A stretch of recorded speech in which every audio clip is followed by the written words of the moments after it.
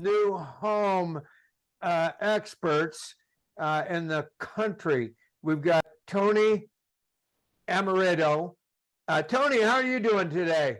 I'm doing great today, Tom. Thank you for asking.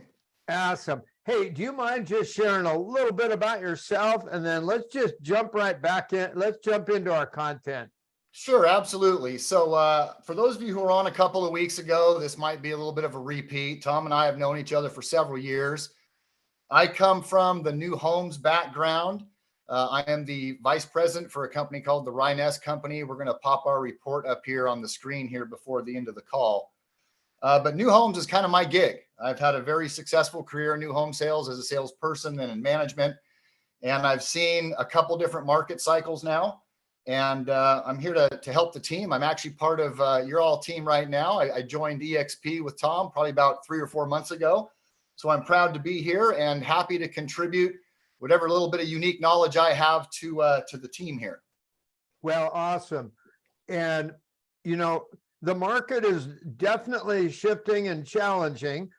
And so one of the things that I'm seeing is there's consistent new home inventory, because obviously inventory overall is down, but I'm seeing new home inventory is consistent. So there's just so much opportunity for all of us to continue to make sales and take advantage of the new home construction inventory. So Tony, I'm going to turn it over to you. Go ahead. Absolutely. Thanks, Tom. So I want to give a quick little, recap of what we did a couple of weeks ago. So it's a refresher for those of you who are here and new information for those of you who weren't. But as Tom mentioned, as you've all experienced, inventory is a top of mind topic these days. We all know that with interest rates doing what they've done over the last couple of years, we're kind of getting the 1-2 punch. They're lowering our buyers' buying power, and they're keeping our sellers in their homes because nobody wants to give up the 3% interest rate. So what are we going to do for inventory? Well, we're going to have to build it.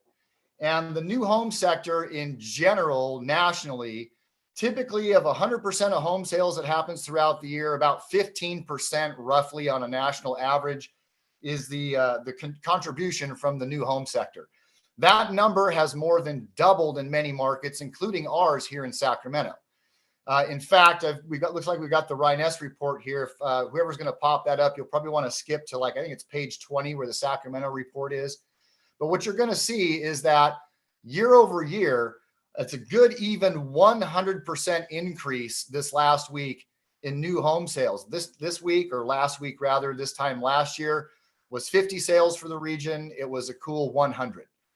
In fact, year to date, we're over 200% year over year new home sales compared to what we were just a year ago. Now, that is taken with a bit of a grain of salt because one of the uniquenesses from last year's market is there were an absolute ton of cancellations, almost 40% industry-wide. And that's because it was taking several months to build homes. And when someone goes into contract for a new home builder, they get pre-qualified up front. And if they're getting pre-qualified in February and the home delivers in October and rates have gone up 2 points in the interim, it caused a lot of people to no longer qualify. So there was a huge number of cancellations that had to be resold last year. So that does kind of skew the numbers a bit. This is the Rhiness report. This is actually the Northern California report. So this is the Bay Area. If we want to go ahead and scroll down, I think it was page 20, you'll see the Sacramento area report. So if you want to scroll down there, I think it was 20. Let's keep going. This actually has Sacramento, the Central Valley. While we're getting here, for those of you that don't know, the Rhiness Company has been around since about the 1970s. This report predates the internet. And for many, many years, and even still today, it's the measuring stick in which many builders, compare themselves to their competition. So some of the things we track here are sales, traffic, cancellations, conversion numbers, and so on. Let's go, up just a little bit. Looks like you're on Sacramento. Okay, there we go. So just a little bit more. There you go. Perfect. So if we look here in this weekly totals where it says current weekly totals, that first thing you're going to see is a sales to traffic conversion number of 14-1. You look below it. A year ago, that was 23-1. So what that basically means is we're selling more houses on less traffic. And if you scroll across, go all the way to the end there, net sales, there's 100 net sales in our region this week compared to 50 last year. And look at the cancellations. I was just mentioning how many cancellations we took last year.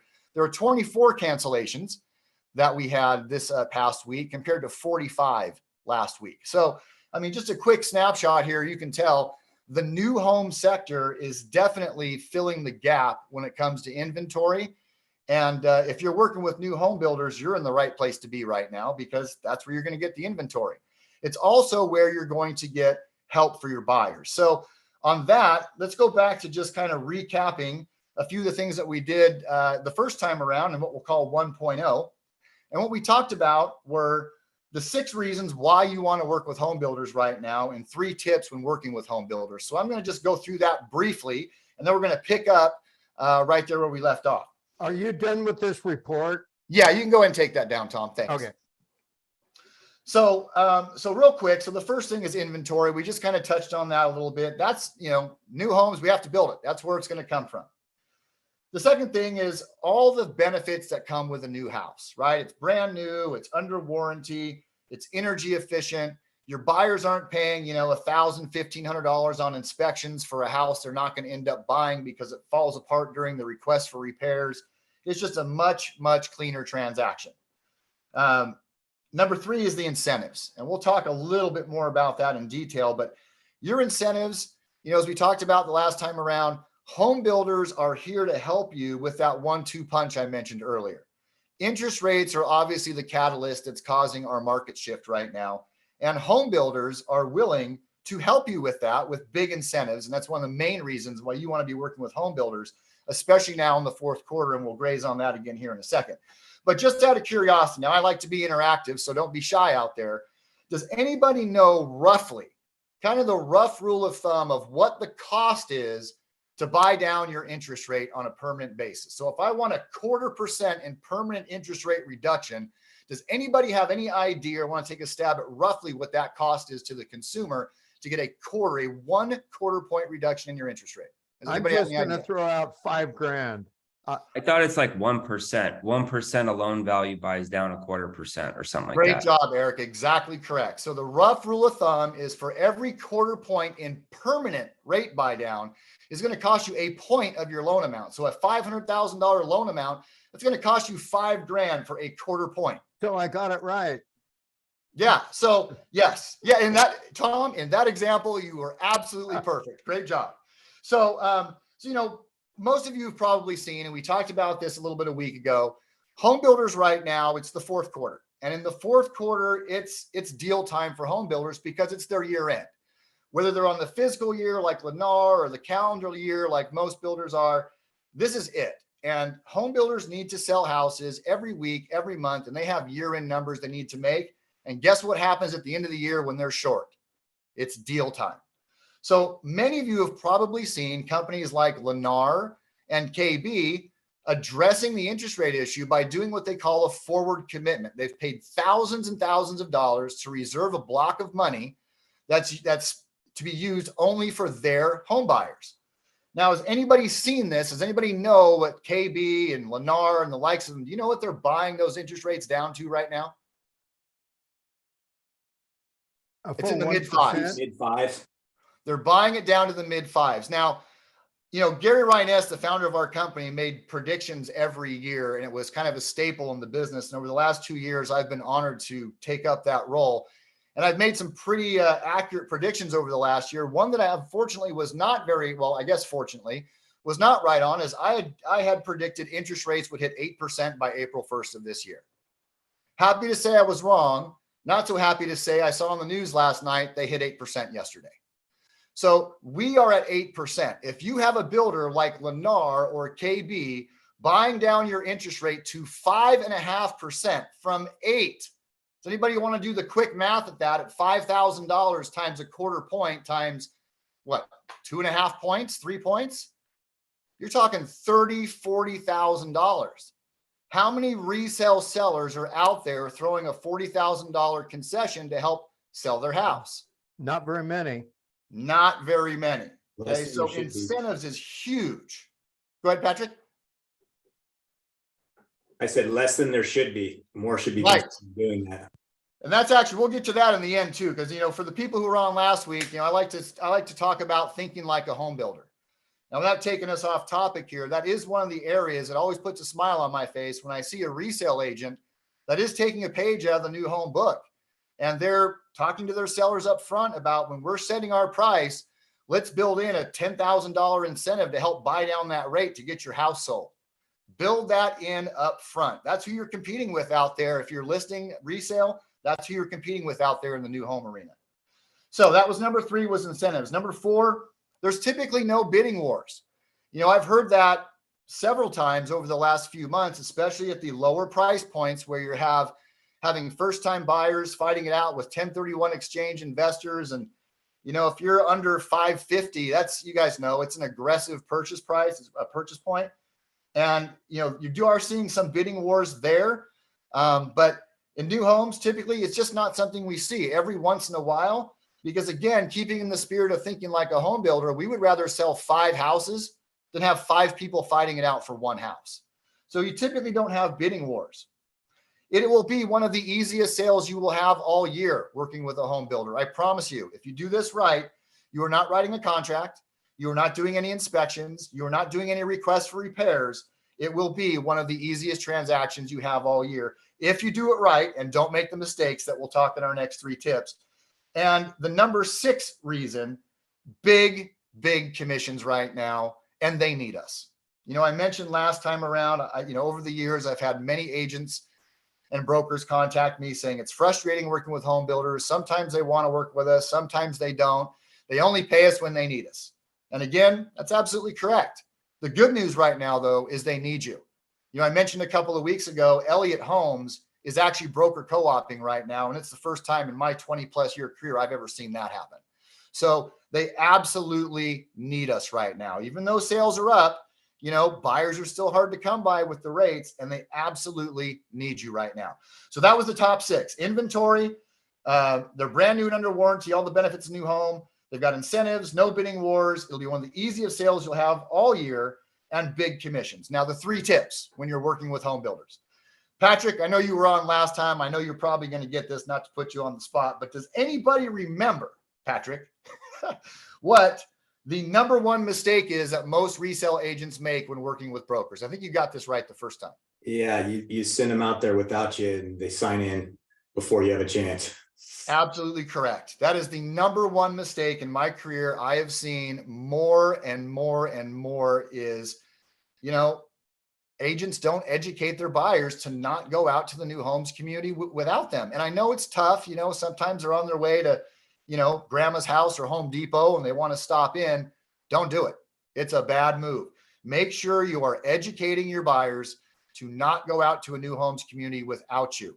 The go-to has always been, you have to be with your client on the first visit to show that you are the procuring cause. Remember, home builders pay for referrals, not representation. You're absolutely representing your client rather, but the difference between a referral and representation is that referrals are time sensitive. They need to know that you are the reason that buyer is in their office.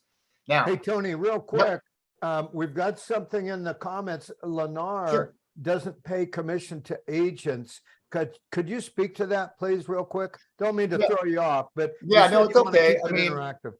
it's unfortunately, as I mentioned, that's part of one of the frustrations is working with home builders. Sometimes they love you, sometimes they don't. This time last year, Lennar was paying 5% commissions. And I suspect they probably still are on some of their communities where they need the help.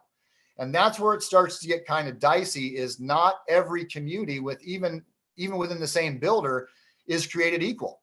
If there's a community that's struggling a little bit, or there's some standing inventory, then they're going to open up the purse strings. They're going to start paying big agent commissions.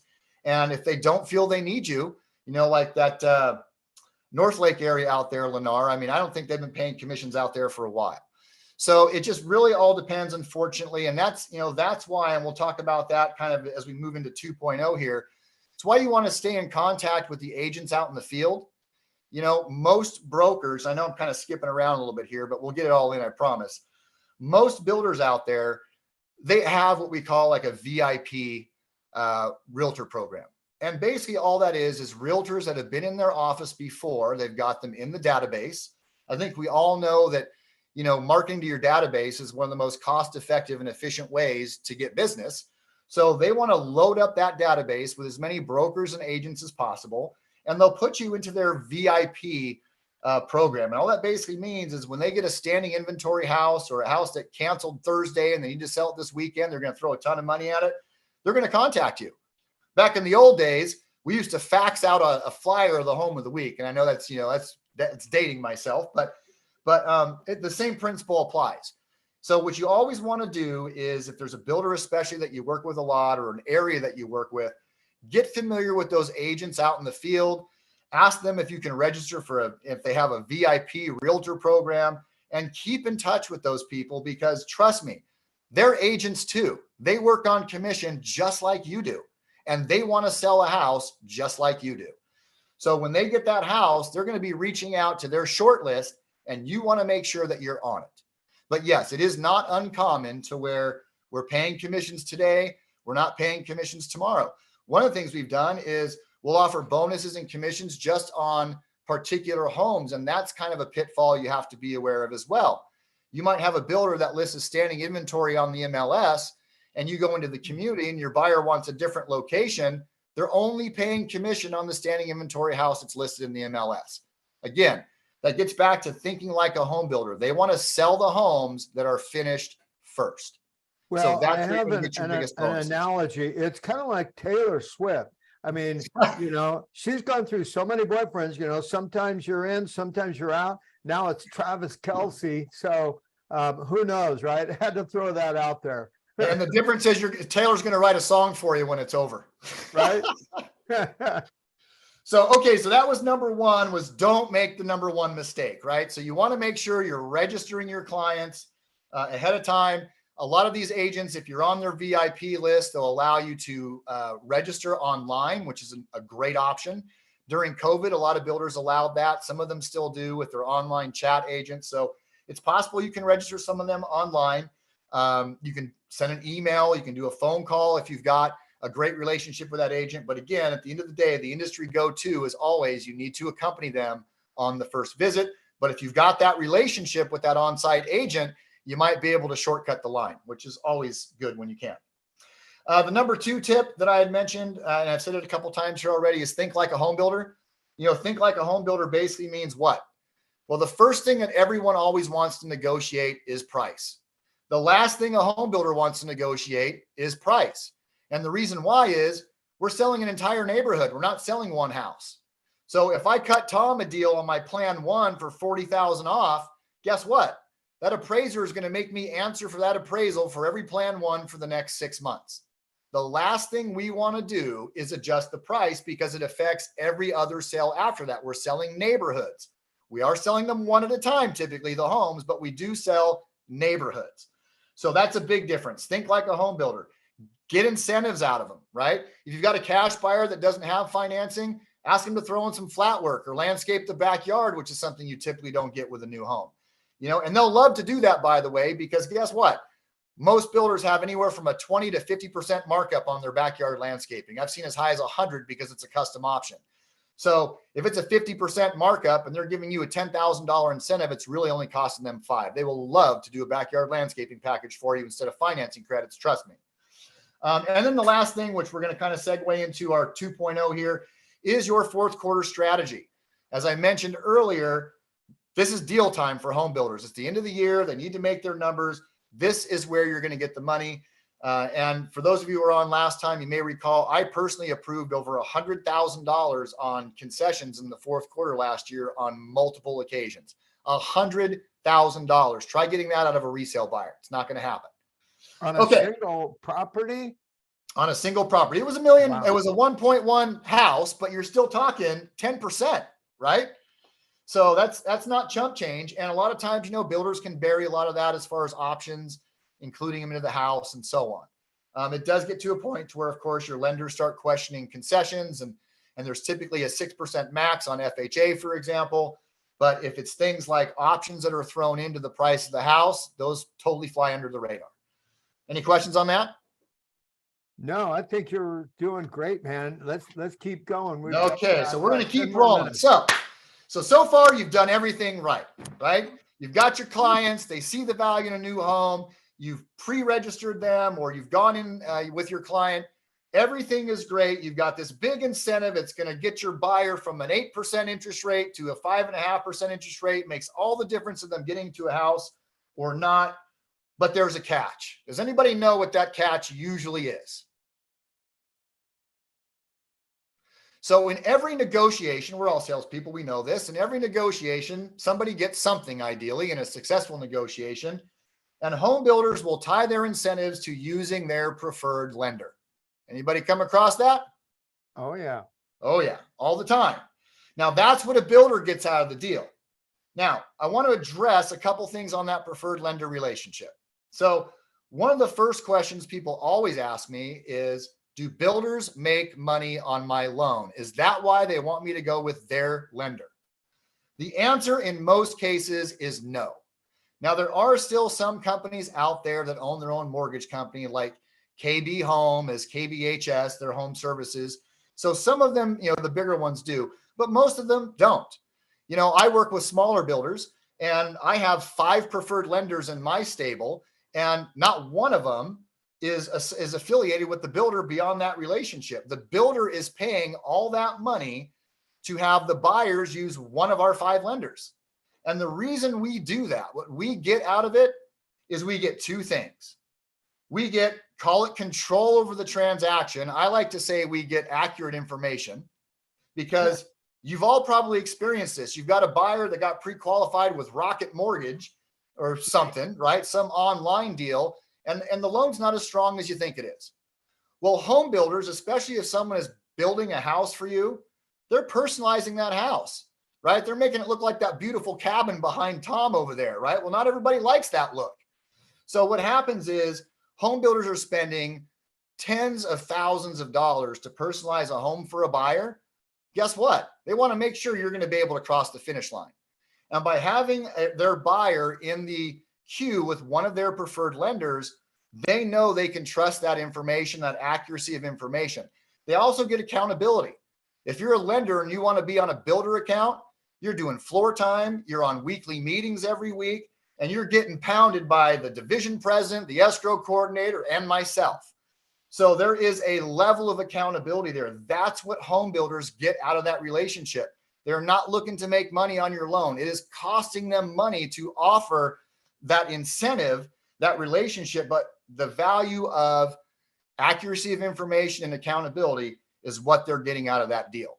I've got Now- one little side Yeah. benefit to that, and that's appraisals. If a buyer goes out and gets his own loan and they bring in their own appraiser, I think there's going to be a risk there. Can you speak to appraisals real quick, Tony? Sure. And that's a great point, Tom. I mean, as I mentioned, we live and die by the appraisers, right? If we cut you a deal on one, we're going to have to deal with that. So home builders are very cautious with making sure that they are monitoring their values wire to wire, start to finish. Sure, sometimes we come up short. It just happens in changing markets. But and so too, we're not allowed to stack the deck. I mean, it's the case with any appraiser. So typically what happens is they will allow 2 inside comparables within our community and at least 3 from the outside. So even if we happen to have a community that's just, higher than everybody else, it doesn't mean that they're going to be able to stack the deck with just comparables from inside that community. They have to have the bulk of the comparables are from outside the community. But having a preferred lender is important in a lot of ways that works with builder when it comes to the appraisal, because VA loans, for example, a lot of people don't realize this, but VA, they take care of their vets. They require that the soil is prepped before a foundation for termites, for pests. There's a whole gauntlet that has to happen. You've got project approval letters of notification that have to go out with a lot of these appraisals too. So it's a lot more involved than just looking at comps on a resale. So there is definitely value with having an appraiser that's been there. Now, when the laws changed several years ago, we can't handpick our appraisers either. But what builders do is they'll have an appraisal panel. So we can pick a panel. We might have 5 or 8 appraisers on a panel. And then when an appraisal gets up for order, it goes to one of those 8. We can't control who it is, but it's going to be one of those 8 in the panel. And if it's someone that just doesn't get it, we have them removed from the panel. So does that answer your question, Tom? Yeah, we're good. I'm sorry. We got about 3, 4, 5 minutes. So I know. So I want to go through some of this stuff real quick. I'm going to go fast. So I just want to make sure that we all understand the nature of the preferred lender relationship. Now, here's how lenders get pulled for that. Has anybody heard of the term portfolio products before? Okay, perfect. Thank you. So for those of you that haven't, the simplest way that I sum it up is portfolio products are basically what I refer to as a private reserve. So if I'm Wells Fargo Bank and Tom is a broker and Tom has access to my Wells Fargo Bank products, why is Patrick going to come to me instead of Tom if Tom has all the same products? Well, the answer is Tom doesn't have all the same products. These big banks and lending institutions have what they call portfolio products. They're only available direct through that lending institution. That is where the secret sauce is for a lot of these lenders. When a lender comes to me and wants to get on my team, they're always going to talk about service first. And I stop them right there and say, look, I expect good service. That's just the point of entry. Okay. Take that one off the table. What products do you have? I can tell you right now, I have a half a dozen zero down products for people based on what they do for a living. There, of course, is the military, the first time buyers. I have got doctor's loans. I mean, if I'm in an area that's got a nursing facility like the one in Natomas that's going in where ARCO used to be, we started loading up on doctor's loans. Guess what? We sold a whole bunch to nurses and doctors at zero down. Those loans also allow for higher debt to income ratios because they know that people in those fields have a lot of student debt, but they're also going to be making a whole lot of money once they get to work. So portfolio products, builders search out portfolio products. Chances are they're going to have products available that the lender you work with doesn't. Okay. Any questions there? Nope. Okay. So I'm just looking at my notes, trying to skip through here, be efficient. Let's see. We know what buyers get out of it. Of course, they get incentives. Sellers get accountability. Okay. So I know one of the challenges is if you're a good agent, I know you all are, before you start putting someone in a car and wasting your time, you got them pre-qualified already. And I know that gets to be a bit of a challenge because you walk in with your buyer that's already been pre-qualified by your lender. In order to get these big incentives, you're going to have to change gears, right? You're going to have to switch horses if you want your buyers to get those incentives. And your lenders typically are not going to be able to match the $40,000, $50,000, $60,000. So they're going to lose the loan. That is unfortunately just a part of the process. Now, here's the good news. Let's say you go in there and you talk to a lender on site and you decide not to buy a house there. Your buyer decides not to buy a house there. That lender can actually help you someplace else. That is actually part of the deal because the lenders know that part of the trade-off working with a builder is that they're not going to get every deal, but they also know they're going to pick up some that don't buy there. So if you have a lender that you're working with, I would highly suggest that you get your lender, if they're not already what we call a builder-centric lender that works with builders, this is where it comes down to thinking like a home builder again. You need to get your lender to commit to giving your buyer an incentive. Every single lender I work with on my resale transactions kicks in at least a half a point of the loan amount. Now, that's not 40, 50,000, but it's a little bit to help. You get your seller to come up a little bit. You get your lender to throw in a little bit. You tie them to using your preferred lender, just like the home builders do. There's no one that says you can't do that. Use my lender and you're going to get a $10,000 credit to buy down your interest rate. So if you're working with sellers, you can still take a page from the home builder's book when it comes to your preferred lender relationships. Does that make sense? Yeah, absolutely. Yeah. Okay. So last couple things here, and there was a bunch I left here on the table. My apologies, but I just want to throw this last one out there. Not everybody works with buyers, of course. So how is working with builders going to benefit you if you're working with sellers? Tom, I know you know this answer because this is how you and I met. So Tom and I met probably 20 years ago. Tom, it was in another market shift, and Tom came into one of my communities and he was offering to list our contingent homes for us. And he was offering to give a little bit of a referral fee to the on-site agent. Some big builders have a problem with that. My smaller builders normally don't. If you are consistent and you are building that relationship with those agents in the field in the new homes communities, even if you don't bring them a buyer, better if you do. Okay. But if you're a hustler, they want to get paid too. We all know the fuse is usually pretty short on a contingency when you're working with a home builder, and that on-site agent wants to put that listing with an agent that's going to get that home in escrow as quickly as possible. So even if you're not working with buyers, networking with those on-site agents and getting on their VIP list and everything else keeps you top of mind with them, and it will help you get some of those listings. It's how Tom and I met, and here we are 20 plus years later. Does anybody have any questions? I know we're a couple of minutes over, and like I said, I left a whole lot behind here, but I want to make sure if there's any questions, I can try to get those knocked out first. Just real quick, you mentioned contingent, like I didn't understand that contingent homes on the builder, right? Like I typically no inspections, but I'm, based on a loan, or maybe you can. Yeah. So what we'll get is, especially now, we'll get buyers from the Bay Area, for example. They've got a house to sell and they want to buy our house, but they need to sell their house first. And a lot of home builders don't like that proposition because, again, we're building a house for you. We're personalizing a house for you. And unfortunately, a lot of the times with the buyers, or the sellers rather, I guess seller/buyer, it doesn't work out either, because if you're buying a house from us, it's going to take 6 months to build. That seller is typically going to want you in and out of that, your transaction within 60 days, which means now you either have to try to negotiate a long rent back or move twice. And that sucks. Nobody likes that, right?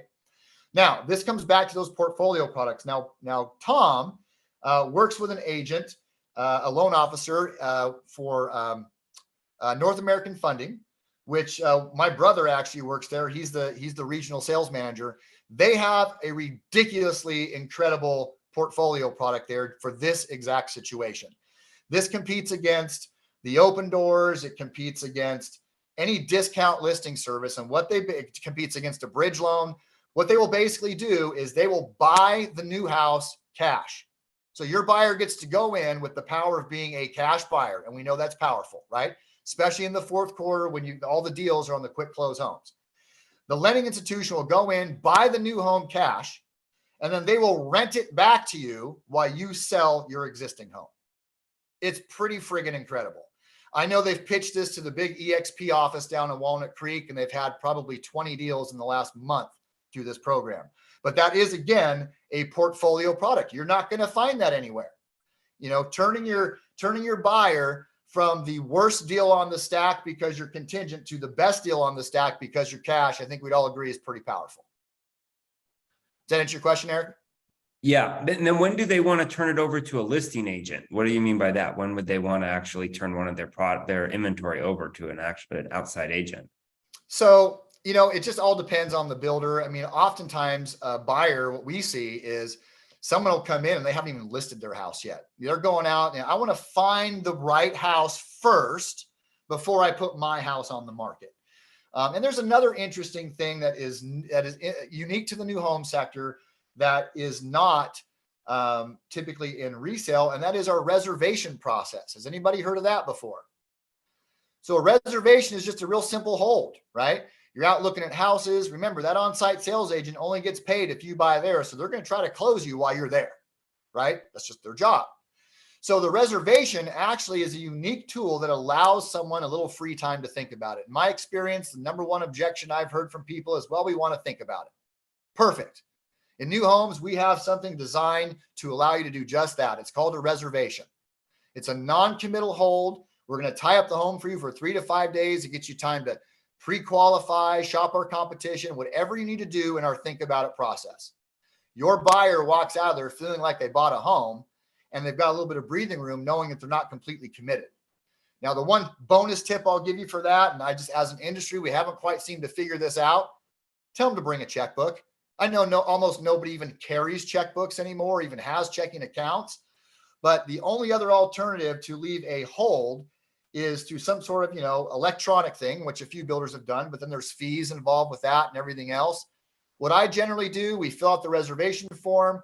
If the buyers don't have their checkbook with them, I fill out all the paperwork, send them home with a copy, Tell them when they get home to their checkbook, dust it off, open it up, write out a check to the title company, take a picture of it and send it to me. And with that picture, I will hold their house for 3 to 5 days. We just need some form of consideration, but take advantage of that reservation. Tom, I think you sent something. You want to know who the lender was? My lender over there, his name is Nolan Matucci. It's North American Funding. And Do you mind typing that into the chat real quick? yeah, let's see. Okay, I appreciate that. Thanks. Let's see.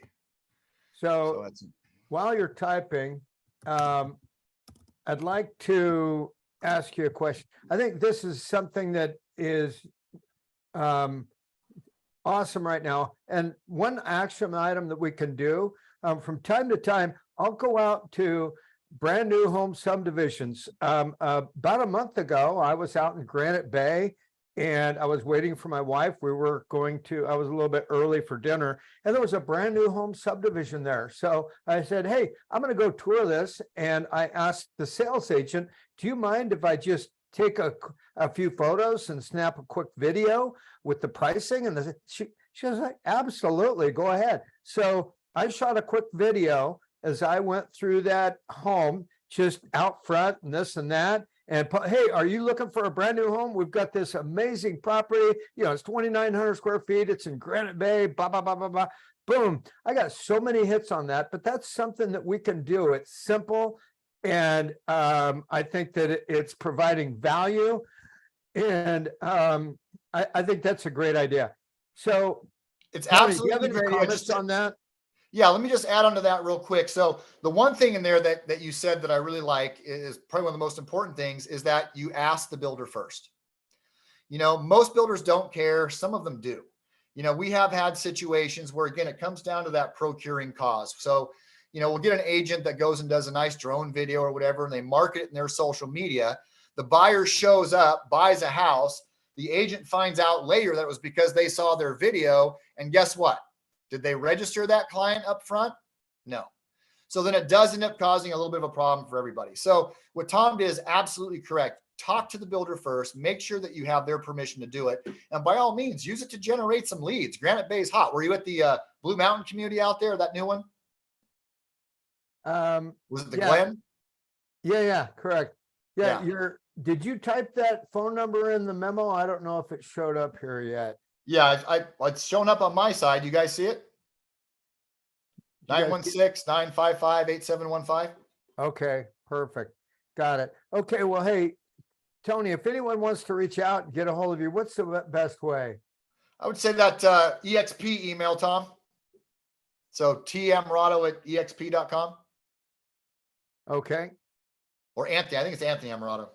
Or, you know, let me just give you my phone number here. Let's just do that.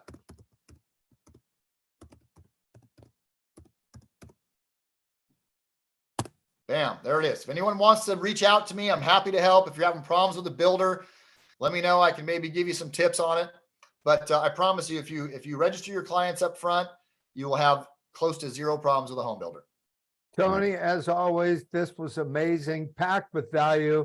Thank you so much. Okay, we all got our inspiration. Now it's time to put in a Yep. perspiration. Sorry, I didn't get to everything, but maybe next time. Okay, thanks, Tony. Thanks, y'all. Have a good Take weekend. care. Thanks, Tony. Let's go. See ya. Thanks. Bye-bye.